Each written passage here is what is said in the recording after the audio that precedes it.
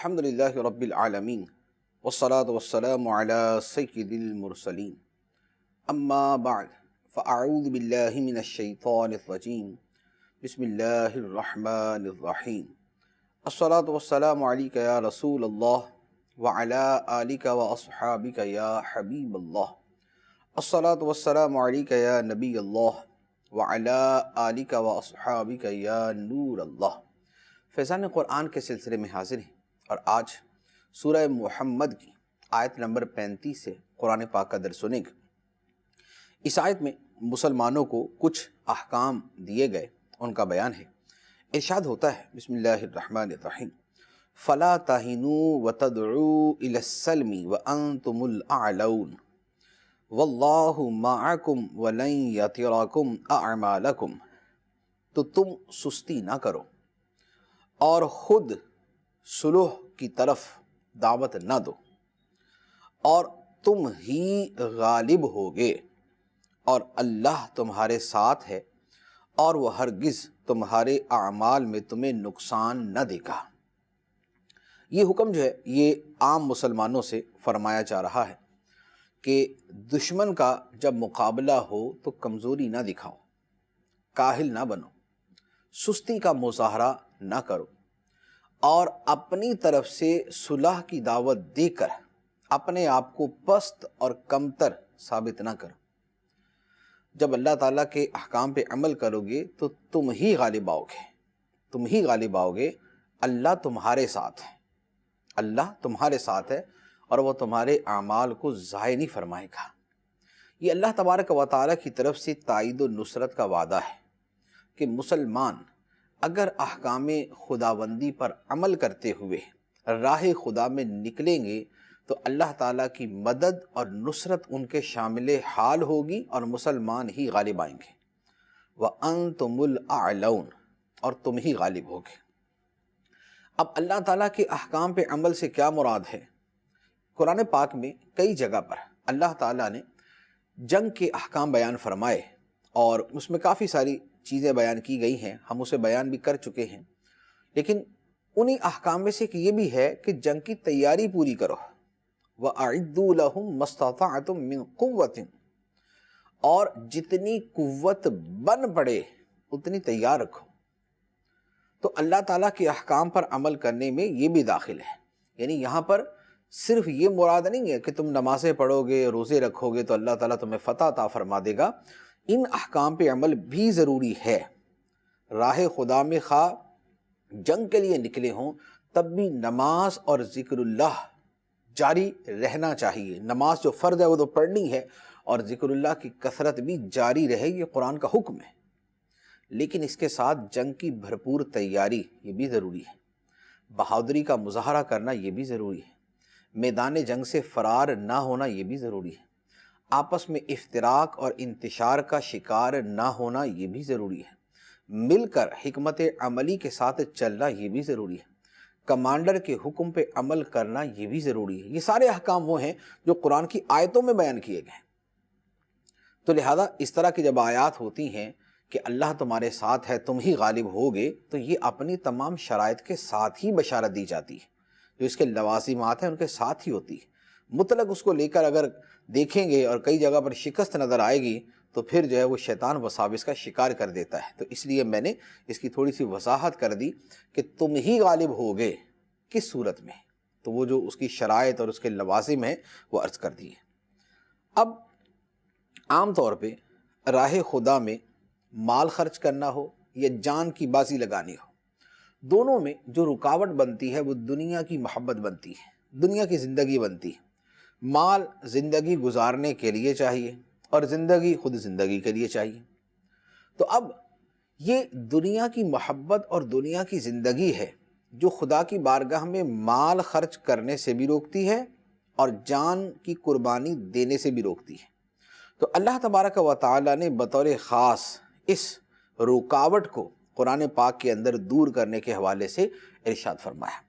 انما الحیات الدنیا لعب ولہو وَإِن تُؤْمِنُوا وَتَتَّقُوا يُؤْتِكُمْ أُجُورَكُمْ وَلَا يَسْأَلْكُمْ أَمْوَالَكُمْ ان یسألکموها فیحفکم تبخلوا ویخرج اضغانکم، دنیا کی زندگی تو یہی کھیل کود ہے، اور اگر تم ایمان لاؤ اور پرہیزگاری کرو تو وہ تمہیں تمہارے ثواب عطا فرمائے گا، اور کچھ تم سے تمہارے مال نہ مانگے گا۔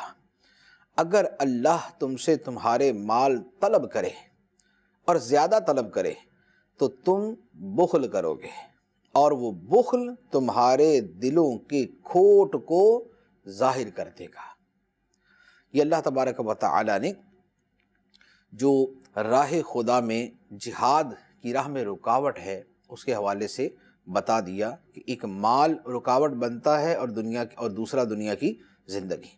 تو فرمایا یہ جو دنیا کی زندگی ہے یہ تو کھیل کود ہے، یہ تو کچھ وقت کی ہے، گو ہمیں وہ وقت بڑا طویل لگے، 50 سال کی زندگی، 60 سال کی زندگی، اگرچہ ہمیں بڑی طویل زندگی لگے، لیکن آخرت کے مقابلے میں اور آخرت کی زندگی کے دوام کے مقابلے میں یہ 50-60 سال تو حیثیت ہی کچھ نہیں رکھتے۔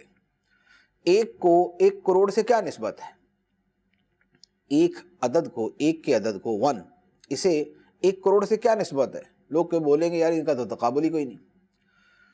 1 اور 1 کروڑ کا تو تب بھی کچھ تقابل ہے کہ 1 کروڑ کا 1 کروڑواں حصہ ہے، لیکن دنیا کی زندگی کے 50 سال تو آخرت کی لامتناہی زندگی کے مقابلے میں اتنی بھی حیثیت نہیں رکھتے۔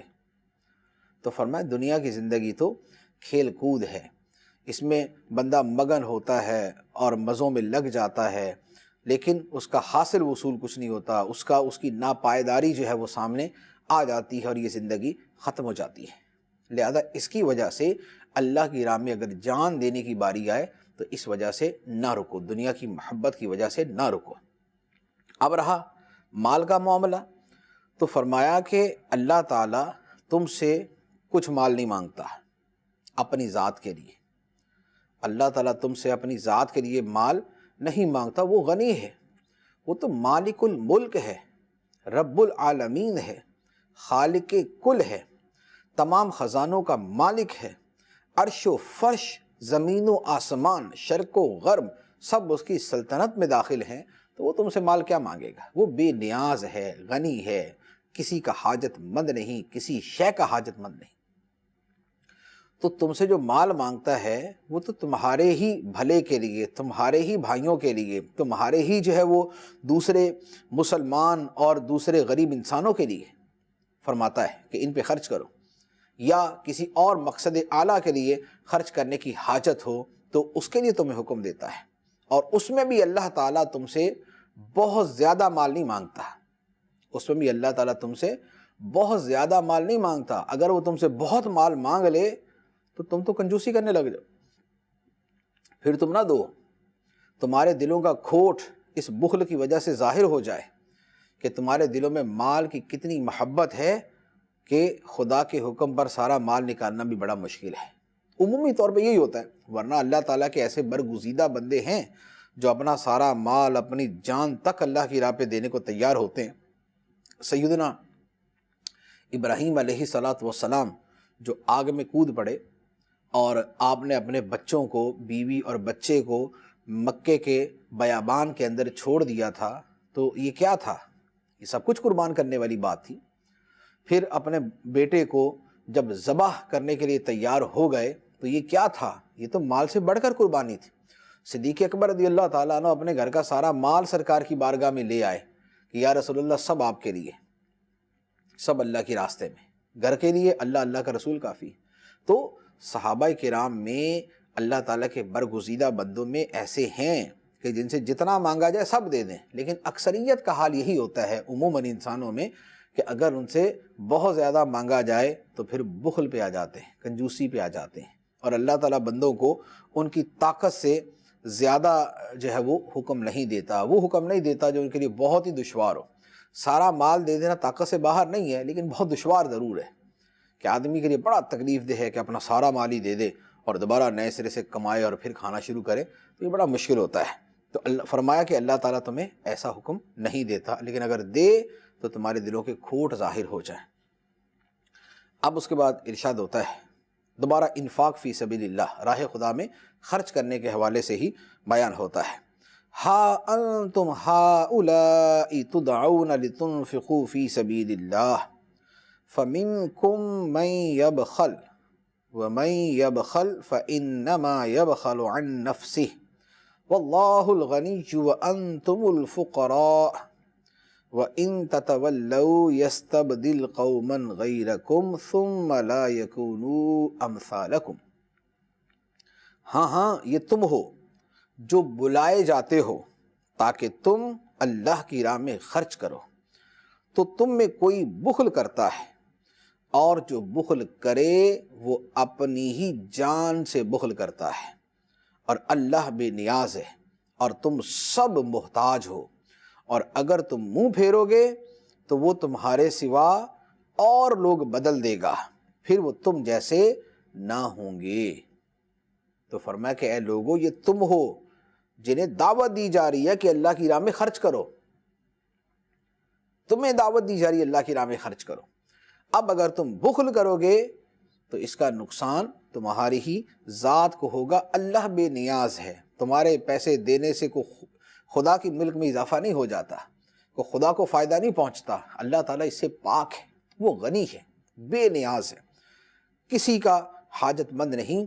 وَأَنْتُمُ الْفُقَرَاءُ، اور تم خدا کے محتاج، تم سب محتاج ہو اللہ کے۔ تو فرمایا کہ اے لوگو، اگر تم منہ پھیرو گے خدا کے احکام سے اور اس کی راہ میں مال خرچ کرنے سے اور نبی کی اطاعت سے، تو اللہ تمہیں لے جائے گا، ختم کر دے گا، تمہاری جگہ اور لوگ لے آئے گا جو تمہارے جیسے نہیں ہوں گے۔ ثم لا یکونوا امثالکم، پھر وہ تم جیسے نہیں ہوں گے، وہ خدا کی راہ میں جان بھی دیں گے، مال بھی دیں گے۔ لہٰذا تم ہی کر لو، اس میں تمہارا بھلا ہے، ورنہ خدا کو کوئی پرواہ نہیں ہے۔ اللہ تعالیٰ تمہیں ہٹا دے گا، مٹا دے گا، اس نسل کو سائڈ میں کر دے گا، اس کی جگہ اور لوگوں کو لے آئے گا۔ یہ آیت مبارکہ جو ہے، یہ اس کے اوپر بڑا مفصل کلام بھی ہو سکتا ہے، لیکن میں صرف ایک آدھ چیز پہ جو ہے وہ کلام کروں گا کہ اللہ تعالیٰ نے اگر ہمیں کسی شے کی صلاحیت عطا فرمائی ہے تو ہمیں اس صلاحیت کو خدا کے دین کی خدمت میں استعمال کرنا چاہیے۔ اگر مثال کے طور پہ مجھے بولنے کی صلاحیت ہے، میں اچھا بول سکتا ہوں، کوئی اچھا بول سکتا ہے، تو اسے چاہیے کہ اپنے یہ اچھے بول اللہ کے دین کی خدمت میں لگائے۔ کسی میں اچھی تحریر کی صلاحیت ہے تو اسے چاہیے کہ اللہ کے دین کی خدمت میں اپنی تحریروں کو صرف کرے۔ کسی کے اندر آواز کی خوبصورتی ہے تو اپنی آواز کی خوبصورتی کو قرآن کی تلاوت اور محبوب کریم علیہ السلام کی نعتوں میں صرف کرے۔ اگر نہیں کرو گے تو تم نے تو دنیا سے جانا ہی جانا، خدا اور لے آئے گا۔ اگر تمہیں توفیق نہیں مل رہی تو خدا تمہیں ہٹا دے گا، تمہاری جگہ اور لے آئے گا۔ بعض لوگ جو دین کے خدمت گار بھی ہوتے ہیں، بعض اوقات وہ بھی وساوس کا شکار ہو جاتے ہیں کہ شاید ہم ہیں تو دین کا نظام چل رہا ہے، ہم نہیں ہوں گے تو دین کا کام ہی بند ہو جائے گا۔ ایسا نہیں ہوتا۔ بڑے بڑے دنیا سے گزر گئے، خدا کا دین سلامت رہا۔ بڑے بڑے دنیا سے اٹھ گئے، خدا کا دین چلتا رہا۔ ہاں، ان کے فیوز، برکات، فوائد دین کو ہوئے، لیکن دین محتاج نہیں ہے، کیونکہ خدا کا دین ہے، محتاج نہیں۔ تو اگر اللہ تعالیٰ نے آپ کو صلاحیت دی ہے، آپ کو دین کا کام کر سکتے، کوئی نیکی کی دعوت دے سکتے، کسی کو برائی سے منع کر سکتے ہیں، کسی کو گناہوں سے روک سکتے ہیں، کسی کو نیکی کی طرف، مسجد کی طرف لا سکتے ہیں، نیکی اور اچھے ماحول کی دعوت دے سکتے ہیں، تو کر لیں، ورنہ خدا تم سے یہ صلاحیت بھی لے لے گا یا تمہارے لیے رکاوٹ کر دے گا کہ تمہیں توفیق ہی نہیں ملے گی کہ یہ کام کر سکو، اور اللہ تعالیٰ اوروں کو موقع عطا فرما دے گا۔ اللہ تعالیٰ ہمیں ہی دین کا سچا خادم بنائے۔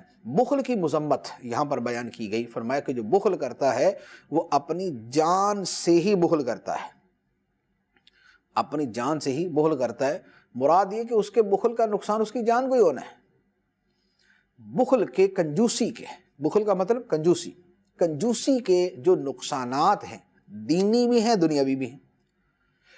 دینی نقصان احادیث کے اندر جیسے آیت ہی ہے، آیت میں ہی اس کی مذمت بیان کی گئی کہ بخل مذموم ہے، تو اس مذمت کا مورد ہے کہ اس کے اوپر یہ وعید اور یہ جو وعید ہے وہ صادق آ رہی ہے۔ پھر اس کے علاوہ احادیث مبارکہ کے اندر فرمایا کہ بخل کرنے والا کبھی کامل مومن نہیں بنتا، خلاصہ عرض کر رہا ہوں۔ اچھا، اسی طرح بعض اوقات بخل، کنجوسی جو ہے بندے کو کفر تک لے جاتی ہے۔ اب یاد رکھیے، بخل کنجوسی جو ہے بندے کو کفر تک لے جاتی ہے۔ قارون جو تھا، قارون موسیٰ علیہ السلام کے زمانے کا بڑا پیسے والا، وہ جو سونا بناتا تھا اور سونے کے ڈھیر تھے جس کے پاس، خزانوں کی چابیاں جس کی اونٹ اٹھاتے تھے، وہ کافر کیوں ہوا؟ کنجوسی کی وجہ سے۔ اللہ کی راہ میں مال خرچ کرنے کا کہا گیا، نہیں کیا، انکار کر دیا، حکم خدا کا انکار کر دیا، کافر ہو گیا۔ تو کنجوسی کفر تک لے گئی، اس سے بڑھ کے اس کی وعید یا اس کی جو ہے خباثت اور کیا ہو سکتی ہے۔ اسی طرح دنیاوی اعتبار سے بھی اسی طرح حدیث مبارک میں کہ بخیل جنت میں داخل نہیں ہوگا، بخیل جنت میں داخل نہیں ہوگا، وہ جنت سے دور ہے۔ حدیث مبارک الفاظ ہے کہ بخیل جو ہے وہ جنت سے دور ہے اور سخی جنت کے قریب ہے۔ بخیل لوگوں سے دور ہے اور سخی لوگوں کے قریب ہے۔ سخی جہنم سے دور ہے اور کنجوس جنت سے دور ہے، جہنم کے قریب ہے۔ پھر کنجوس آدمی دنیا کے اندر بھی مذموم ہی ہوتا ہے۔ کبھی کنجوس آدمی کی آپ نے تعریف سنی کہ ماشاءاللہ جی بڑا کنجوس آدمی ہے جی، کیا بات ہے اس کی، کیا بڑا شاندار آدمی ہے، بہت کنجوس ہے؟ کبھی سنی آپ نے؟ کنجوس آدمی کے سارے مذمت کرتے ہیں کہ یار بڑا ہی کنجوس آدمی ہے، بالکل جو ہے نا مکھی نہیں دیتا کسی کو۔ لوگ خواہ اس کی غیبت ہی کریں، غیبت کر کے گناہوں میں مبتلا ہوں، وہ لوگوں کا اپنی، ان کے لیے جو احکام شرع ہے وہ اپنی جگہ ہے، لیکن جو کنجوس ہے بہرحال وہ لوگوں کی نظروں میں ملامت اور مذمت کا مستحق ہوتا ہے، اور لوگ اس کے بارے میں جو ہے نا وہ غلط بات ہی کرتے ہیں، اور لوگوں کی نظر میں حقیر ہوتا ہے۔ یار 50 مرتبہ چلے جائیں، کبھی توفیق ہی نہیں ہے اس کو کہ کوئی آدمی کسی کو چائے پیش کر دے یا کسی کو کوئی جو ہے نا وہ آفر ہی کر دے کسی چیز کی۔ لوگوں کا کہنا بھلے اپنی جگہ 100% غلط ہو، لیکن اگر کسی کی کنجوسی کی فطرت اور عادت کی وجہ سے یہ بات ہے تو بہرحال وہ لوگوں کی نظر میں جو ہے مبغوض اور ناپسندیدہ ہی ہوتا ہے۔ اور سخاوت جو ہے سبحان اللہ، یہ بڑا اعلیٰ وصف ہے، انبیاء علیہم الصلاۃ کی سنت ہے۔ اللہ تعالیٰ کے نبی، سارے نبی سخی ہوتے تھے، سارے نبی سخی تھے۔ ابراہیم علیہ السلام کی مہمان نوازی تو مشہور ہے۔ آقا کریم صلی اللہ علیہ وآلہ وسلم کی سخاوت کے کیا کہنے، سبحان اللہ، نہیں سنتا ہی نہیں مانگنے والا تیرا، یہ آقا کریم علیہ الصلوۃ والسلام۔ انا اعطیناک الکوثر، ساری کثرت پاتے یہ رب ہے معطی، عطا کرنے والا، یہ ہیں قاسم، آقا ہیں تقسیم کرنے والے، رب ہے معطی، یہ ہیں قاسم، رزق اس کا ہے کھلاتے یہ۔ تو نبی پاک علیہ الصلوۃ والسلام کی سخاوت تو جو ہے وہ دریاؤں کی طرح بہتی تھی۔ آقا کریم علیہ السلام تو ایک مرتبہ میں 60 ہزار بکریاں ایک بندے کو عطا فرما دیتے، 60,000 بکریاں ایک آدمی کو سخاوت کے اندر ہی عطا فرما دیں۔ آج کے زمانے میں شاید کوئی تصور بھی نہ کر سکے کہ ہم میں سے کوئی، یعنی ہمارے آج کے زمانے میں کوئی اس طرح کسی کو دے سکے، لیکن نبی کریم علیہ الصلوۃ والسلام کا وصف مبارک تھا۔ تو جود و کرم، واہ کیا جود و کرم ہے شہ بطحہ تیرا، نہیں سنتا ہی نہیں مانگنے والا تیرا۔ تو یہ جو جود و بخشش ہے، یہ عطا و سخاوت ہے، یہ نبی پاک صلی اللہ علیہ وآلہ وسلم کی سنت ہے۔ اور کنجوسی جو ہے، بخل جو ہے، یہ اللہ کے ناپسندیدہ اور برے بندوں کی صفات میں سے ہے۔ تو ہمیں کنجوسی سے اپنے آپ کو بچانا چاہیے، اللہ تعالیٰ ہمیں سے محفوظ فرمائے۔ اب اس کے بعد سورۃ الفتح شروع ہوتی ہے۔ سورۃ الفتح قرآن پاک کی 48ویں سورت ہے، 48 نمبر سورت ہے۔ یہ سورت مدینہ منورہ میں نازل ہوئی، اس میں 4 رکوع اور 29 آیتیں ہیں، 29۔ اس سورہ مبارکہ کی پہلی آیت میں فتح مبین کا تذکرہ ہے کہ اللہ تعالیٰ نے نبی پاک صلی اللہ علیہ وآلہ وسلم کو فتح مبین عطا فرمائی، فتح مبین سے سرفراز فرمایا۔ تو پہلی آیت میں فتح مبین کا تذکرہ ہے، تو اسی مناسبت سے اس کا نام سورہ فتح ہے۔ اور سورہ فتح کی فضیلت یہ ہے کہ نبی کریم صلی اللہ علیہ وآلہ وسلم کو یہ سورہ مبارکہ بڑی محبوب تھی۔ جب یہ سورت نازل ہوئی تو حدیث مبارک ہے بخاری شریف کی، حضرت عمر فاروق رضی اللہ تعالیٰ عنہ فرماتے ہیں کہ ایک سفر کے دوران میں نے نبی پاک علیہ السلام کی بارگاہ میں حاضر ہو کر سلام عرض کیا. تو وہ پھر آگے طویل واقعہ ہے، لیکن اس کا آخر یہ ہے کہ آخر میں نبی پاک علیہ السلام نے ارشاد فرمایا کہ آج رات مجھ پر ایک سورت نازل ہوئی ہے، آج رات مجھ پر ایک سورت نازل ہوئی ہے جو مجھے ان تمام چیزوں سے زیادہ پیاری ہے جن پر سورج طلوع ہوتا ہے. پھر آپ نے اس سورت کی یہ آیت تلاوت فرمائی، اِنَّا فَتَحْنَا لَكَ فَتْحًا مُبِينًا. مراد یہ کہ یہ سورت مجھے دنیا جہان سے زیادہ پیاری ہے. تو جو سورت ہمارے آقا صلی اللہ علیہ وسلم کو پیاری ہے، ہمیں تو پیاری پیاری، سارے قرآن سے پیار ہے، لیکن اس کے جس حصے سے آقا کریم علیہ السلام کو زیادہ پیار ہے، ہمیں بھی اس سے زیادہ پیار ہے. سورہ فتح جو ہے یہ اس میں بہت سارے جو ہے نا وہ خوبصورت واقعات بیان کیے گئے. اتنی تفصیل کے ساتھ تو میں یہاں بیان نہیں کر سکوں گا. اس کے لیے میں یہی عرض کروں گا کہ اگر صراط الجنان سے، تفسیر صراط الجنان سے اس کی تفسیر مفصل طور پہ آپ مطالعہ کریں تو انشاءاللہ عز و جل اس میں بہت شاندار آپ کو مواد ملے گا. نبی پاک علیہ السلام کی عظمت کے حوالے سے، تعظیم کے حوالے سے، تعظیم کی اہمیت و عظمت کے حوالے سے، پھر اس کے بعد دیگر معاشرتی احکام کے اعتبار سے اس میں بڑے ہی خوبصورت باتیں بیان کی گئی ہیں. میں مشورہ دوں گا کہ ہو سکے تو اس سورہ مبارکہ کی تفسیر کا مفصل مطالعہ صراط الجنان سے کیجیے گا. سورہ مبارکہ کی ابتدا ہوتی ہے بسم اللہ الرحمن الرحیم، اِنَّا فَتَحْنَا لَكَ فَتْحًا مُبِينًا. بے شک اے حبیب ہم نے تمہارے لیے روشن فتح کا فیصلہ فرما دیا، روشن فتح کا فیصلہ فرما دیا. اس آیت مبارکہ کا شان نزول کچھ اس طرح ہے. حضرت انس بن مالک رضی اللہ تعالی عنہ فرماتے ہیں کہ جب یہ اِنَّا فَتَحْنَا لَكَ فَتْحًا مُبِينًا سے لے کر فَوْزًا عَظِيمًا تک آیات نازل ہوئی تو اس وقت حضور اقدس صلی اللہ علیہ وآلہ وسلم حدیبیہ سے واپس لوٹ رہے تھے. حدیبیہ، مقام حدیبیہ سے صلح حدیبیہ کے بعد واپس لوٹ رہے تھے، اور صحابہ کرام رضی اللہ عنہم کو بہت حزن و ملال تھا، غمگین تھے. اور نبی کریم صلی اللہ علیہ وسلم نے حدیبیہ میں اونٹ نحر فرما دیا تھا. جب یہ آیات نازل ہوئیں تو ارشاد فرمایا مجھ پر ایک ایسی آیت نازل ہوئی ہے جو مجھے ساری دنیا سے زیادہ محبوب ہے. تو یہ اس کے نزول کا وقت یوں کہہ لے کے بیان کیا گیا. بیسیکلی یہاں پر جو معاملہ چل رہا ہے وہ ہے کیا؟ نبی کریم صلی اللہ علیہ وآلہ وسلم نے ایک مرتبہ صحابہ کرام سے ارشاد فرمایا کہ میں نے خواب دیکھا. آپ نے خواب دیکھا تھا تو آپ نے اس کو بیان کی. فرمایا کہ میں نے خواب دیکھا کہ میں صحابہ کرام کے ساتھ مکہ مکرمہ میں مسجد حرام شریف میں داخل ہو رہا، خانہ کعبہ کا طواف کر رہے ہیں، کسی نے عمرہ کر کے حلق کیا ہوا ہے، کسی نے قصر کیا ہوا ہے. تو یہ نبی پاک علیہ السلام نے بیان کیا، اور اس کا تذکرہ بھی قرآن پاک میں موجود ہے. آگے جا کے وہ آیت آئے گی، لَقَدْ صَدَقَ اللَّهُ رَسُولَهُ الرُّؤْيَا بِالْحَقِّ لَتَدْخُلُنَّ الْمَسْجِدَ الْحَرَامَ. تو یہ آیت مبارکہ آگے جا کے آئے گی. تو نبی پاک علیہ السلام نے جب یہ خواب بیان کیا تو صحابہ کرام بڑے خوش ہوئے. وجہ یہ تھی کہ جب سے مکہ مکرمہ سے ہجرت کر کے صحابہ کرام مدینہ منورہ آئے تھے، تب سے یہ دوبارہ مکے جا کے خانہ کعبہ کی زیارت نہیں کر سکے تھے، عمرہ نہیں کر سکے تھے، حج نہیں کر سکے تھے. تو دل کے اندر ایک تڑپ تھی، کیونکہ اہل عرب خانہ کعبہ سے بڑی محبت کرتے تھے، عمرے اور حج سے بڑا لگاؤ تھا.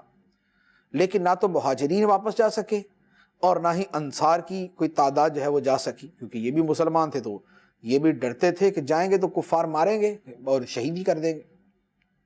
اب جب نبی پاک صلی اللہ علیہ وآلہ وسلم نے خواب دیکھا تو صحابہ کرام بڑے خوش ہوئے کہ اللہ کے نبی کا خواب تو وہی ہوتا ہے، سچا ہوتا ہے. تو اس کا مطلب یہ ہوا کہ ہم جائیں گے اور جا کر عمرہ کریں گے، خانہ کعبہ کے طواف کریں گے، صفا مروہ کی سعی کریں گے، آپ زمزم پیئیں گے، زیارت ہوگی. تو یوں بڑے خوش تھے. اب سب نے تیاری کی. نبی پاک علیہ السلام نے اعلان بھی فرما دیا کہ جنہوں نے چلنا ساتھ چلے. تو 1400 صحابہ کرام نبی پاک علیہ السلام کے ساتھ عمرے کے لیے چل پڑے. جب حدیبیہ کے مقام پر پہنچے تو کفار مکہ کو اطلاع ہوئی. اب یہ حدیبیہ کا جو مقام تھا یہ مکہ مکرمہ سے کچھ فاصلے پہ تھا. اب جب کفار کو خبر پہنچی کہ نبی پاک صلی اللہ علیہ وآلہ وسلم تو 1400 صحابہ کو لے کے آ گئے، تو انہوں نے آپس میں مشور کر دیا کہ محمد صلی اللہ علیہ وآلہ وسلم حملہ کرنے کے لیے آئے، جنگ کرنے کے لیے آئے. جبکہ نبی پاک علیہ الصلوۃ والسلام جنگ کے لیے نہیں گئے تھے، عمرے کے لیے گئے تھے، اور آپ نے جنگی آلات اور ساز و سامان بھی اپنے ساتھ نہیں لیا تھا. اب جب اہل مکہ کو پتہ چلا تو انہوں نے کہا کہ بھی ہم تو عمرہ نہیں کرنے دیں گے، ہم ان کو عمرہ نہیں کرنے دیں گے. اب آپس میں طے ہوا اور انہوں نے اپنے ایک نمائندے کو بھیجا. نمائندے نے آ کے دیکھا، بات چیت کی، اور سمجھ گیا کہ عمرہ کرنے آئے، جنگ کرنے نہیں آئے. اس نے جا کے اپنی قوم سے بتایا.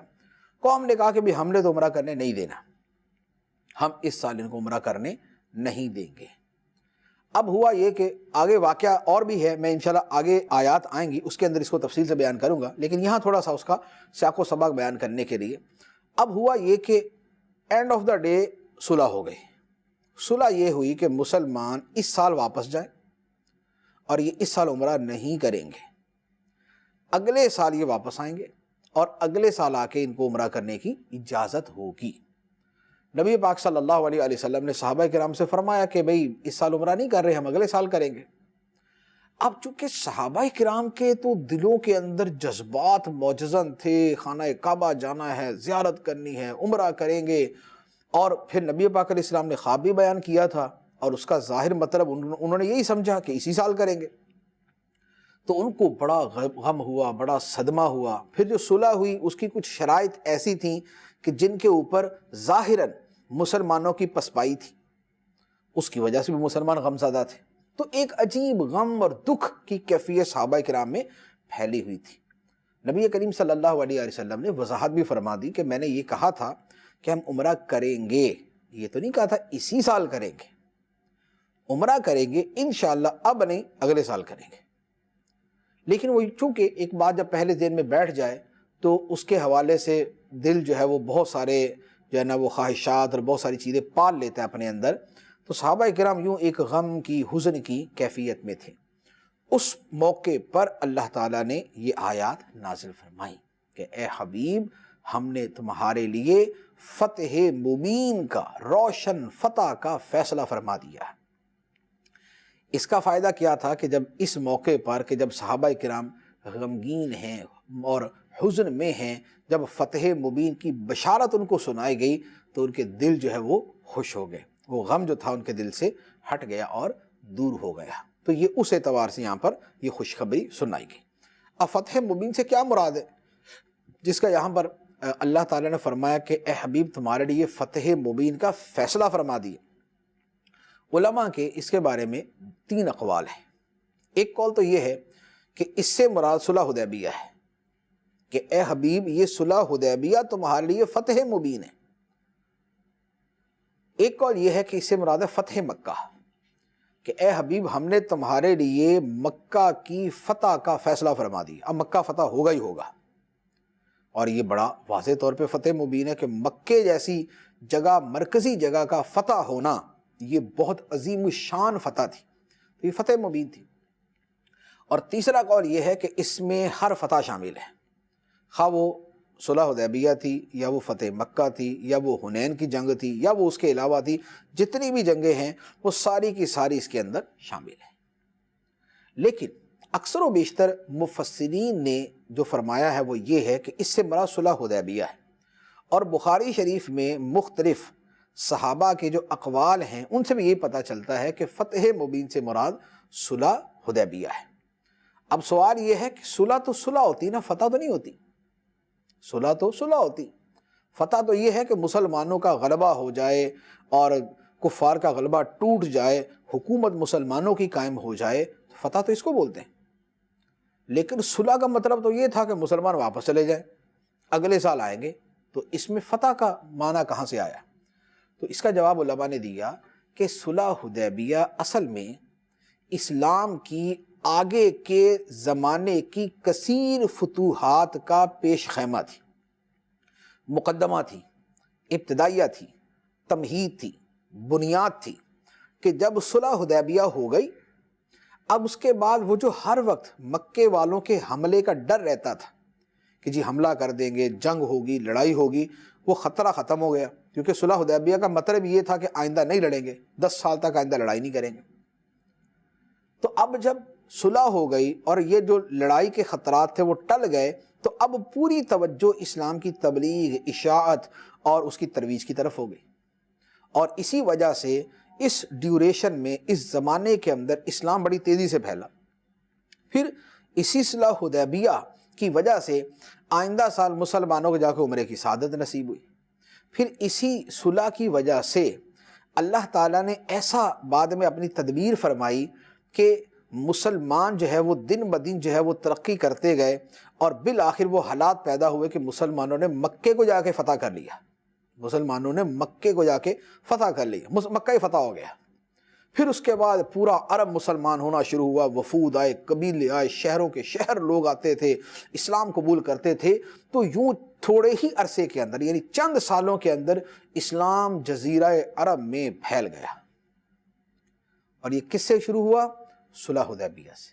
تو اس لیے علماء نے فرمایا کہ صلح حدیبیہ ہی فتح مبین تھی، کہ یہ وہ خوبصورت بنیاد تھی کہ جس سے آگے اسلام کا جو شجرہ، جو اسلام کا درخت پھلا پھولا پھیلا، وہ اسی کی برکتوں سے ہوا۔ تو اس لیے اس کو فتح مبین کہا جاتا ہے۔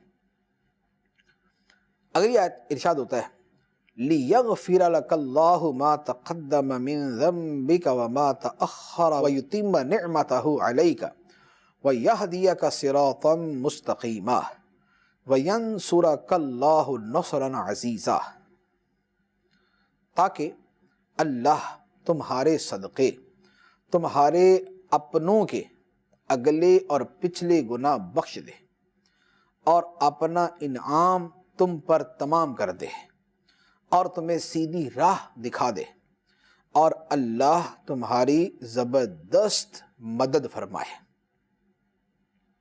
یہ فتح مبین کی وجہ علت بھی ہے، اور بعض علماء نے فرمایا کہ یہ اس کا جو ہے وہ نتیجہ بھی ہے، کہ اب لام عاقبت کے طور پہ کہ اب آئندہ اس کے نتیجے میں کیا کیا وقوع پذیر ہوگا۔ تو فتح مبین آپ کو عطا فرمائی تاکہ آپ کے صدقے آپ کے اپنوں کے اگلے اور پچھلے گناہ بخش دے۔ یہاں پر وہی معاملہ جو میں نے پہلے عرض کیا تھا کہ یہاں پر بظاہر ذنب کی نسبت نبی پاک صلی اللہ علیہ وآلہ وسلم کی طرف ہے، لیکن اللہ کے نبی علیہ الصلاۃ والسلام معصوم ہیں، اور اس سے مراد یہی ہے کہ آپ کے صدقے، لکا تمہارے صدقے، اور یہ لام لام تعلیل ہے، اور یہ استعمال ہوتا ہے علم نشرح لکا صدرک، اے حبیب تیری خاطر ہم نے تیرے سینے کو کشادہ کر دیا، تو تیری خاطر، تیرے لیے تیرے سینے کو کشادہ کر دیا۔ تو اسی طرح اے حبیب تمہارے صدقے، تمہاری خاطر تمہارے اپنوں کے اگلے اور پچھلے گناہ بخش دیے۔ تو یہ معنی اعلیٰ حضرت علی رحمہ نے لیا، اور قدیم مفسرین میں سے بھی متعدد نے یہ والا معنی بیان کیا ہے، تو ہم اسی معنی کو ترجیح دیتے، اسی کو اختیار کرتے ہیں۔ دوسرا، فتح مبین کا نتیجہ کیا نکلے گا کہ اللہ تعالیٰ کی نعمت تم پر تمام ہو جائے گی۔ کیسے؟ اللہ تعالیٰ کی نعمت تمام ہوگی کہ اب دین اسلام جو ہے وہ اپنے جو ہے وہ چلے گا، پھلے گا، بڑھے گا، اور یہ سلسلہ جاری رہے گا، اور یہ چلتا رہے گا، اور تمہیں سیدھی راہ دکھا دے۔ سیدھی راہ کیسے دکھائی جائے گی؟ کہ اب سلطنت بڑھ گئی، امور سلطنت میں اضافہ ہو گیا، اللہ تعالیٰ رہنمائی فرمائے گا، اور ہر چیز کے اندر اللہ تعالیٰ رہنمائی فرماتا رہے گا، اور اللہ تعالیٰ تمہاری زبردست مدد فرمائے گا۔ تو دشمنوں کے اوپر کامل غلبہ اللہ تعالیٰ نے عطا فرمایا۔ اب اس کے بعد ارشاد ہوتا ہے هو الذي انزل السکینۃ فی قلوب المؤمنین لیزدادوا ایمانا مع ایمانہم وللہ جنود السماوات والارض وکان اللہ علیما حکیما۔ وہی ہے جس نے ایمان والوں کے دلوں میں اطمینان اتارا تاکہ ان کے یقین میں اضافہ ہو، اور آسمانوں اور زمین کے تمام لشکر اللہ ہی کی ملک ہیں، اور اللہ علم والا، حکمت والا ہے۔ یہ آیت مبارکہ بڑی خوبصورت ہے، اس پر تفصیلی کلام بھی بڑی جو ہے وہ آسانی سے ہو سکتا ہے، لیکن بہت مختصر ہی میں عرض کروں گا۔ اللہ تعالیٰ نے ایمان والوں کے دلوں میں اطمینان اتارا۔ یہ اطمینان کیا تھا؟ جب مدینے سے عمرے کے لیے چلے، تعداد 1400، سامان جنگ ساتھ نہیں، تو شیطان وسوسہ ڈال سکتا تھا کہ مکے جا رہے ہو دشمنوں کے پاس، سامان جنگ ساتھ نہیں لیا، تعداد صرف 1400، ان کی تعداد زیادہ، ان کا اپنا گھر، ان کے پاس اسلحہ موجود، تو کہیں مارے ہی نہ جاؤ سارے، وہ تو تمہارے اوپر حملہ کر کے نیست و نابود کر دیں گے۔ اور یہ وسوسہ جو ہے یہ بعض لوگوں کو آیا اور اس کی وجہ سے وہ رکے بھی، وہ نہیں گئے ساتھ۔ لیکن جو سچے ایمان والے، مخلص ایمان والے تھے، اللہ تعالیٰ نے ان کے دلوں میں اطمینان اتارا ہوا تھا۔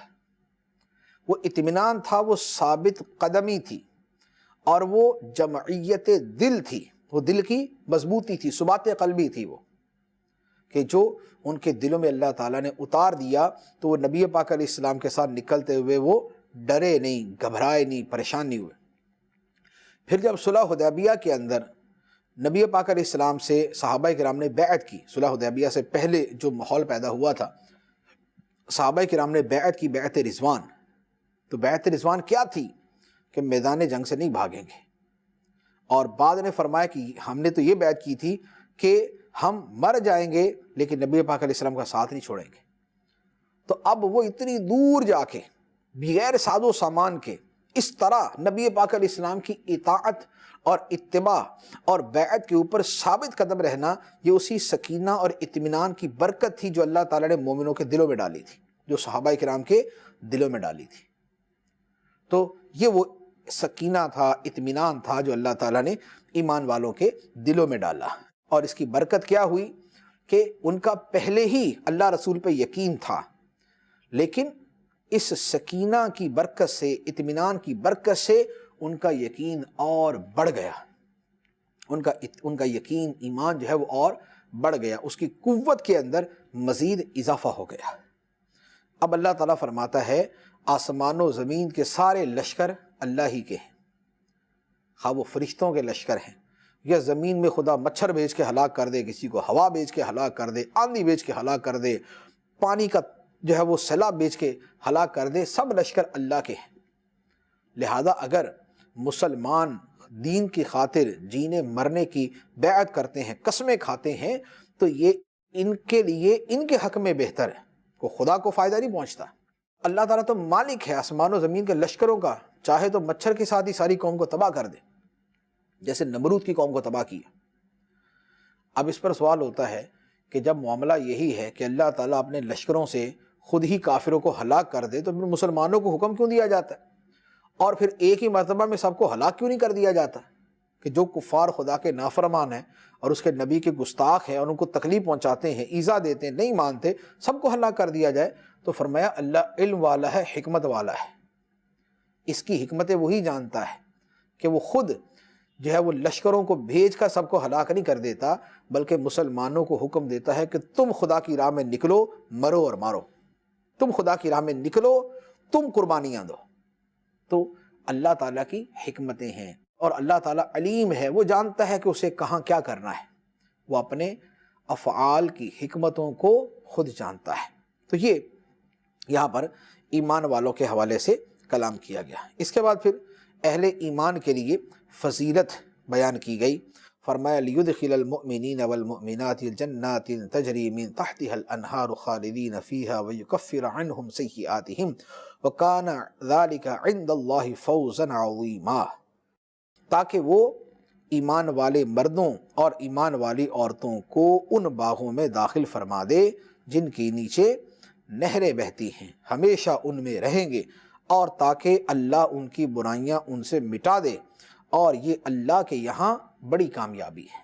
اللہ تعالیٰ نے جو مومنوں کے دل میں اطمینان اتارا، ان کا ایمان، ان کا ایقان، ان کا یقین بڑھ گیا، یہ اس لیے تھا کہ اللہ ایمان والوں کو جنتوں میں داخل کرے، ان کی برائیاں مٹا دے اور انہیں کامیابی سے سرفراز فرمائے۔ اب اس کے بعد مشرکوں اور منافقوں کے بارے میں بیان ہے، یہ انشاءاللہ عز و جل ہم اپنے اگلے سلسلے میں بیان کریں گے۔ اللہ تبارک و تعالی ہمیں اپنے نیک بندوں میں شامل فرمائے، اور اللہ تعالی ہمیں جنت میں داخلہ عطا فرمائے، آمین بجاہ النبی الامین صلی اللہ علیہ وسلم۔